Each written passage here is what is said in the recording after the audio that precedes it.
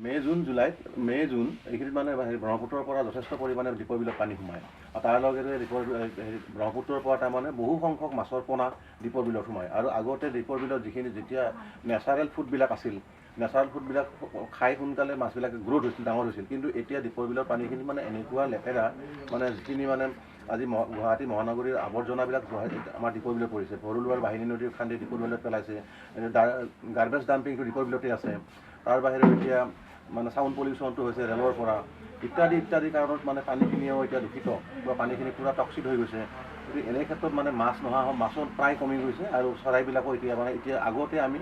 অক্টোবৰ মাহৰ পৰা birds counting কৰিছিলোঁ কিন্তু আজি নৱেম্বৰ মাহলৈকে আমি বাৰ্ডছ দেখিবলৈ নাই গতিকে এনেকুৱা ক্ষেত্ৰত চৰকাৰৰ কৰণীয় কাম বহুত আছে যে পানীখিনি প্ৰথমতে পৰীক্ষা কৰিব লাগে তাৰ আমাৰ ধাৰণা পানীখিনি পৰীক্ষা কৰি উঠি তাত কেনেকুৱা ব্যৱস্থা কৰিব লাগে চৰাই জীয়াই থাকিব মাছ জীয়াই থাকিব কাছ জীয়াই থাকিব লাগে লগতে বনৰীয়া যিখিনি হাতী দীপৰ বিলত পানী খাব আহে বা অন্যান্য জীৱ জন্তু দীপৰ বিলত মিঠা পানী খাবলৈ আহে গতিকে সেইবিলাকো তাৰমানে এতিয়া সাংঘাতিক ধৰণে বিপদজনক অৱস্থাত আমাৰ সন্মুখীন হৈছে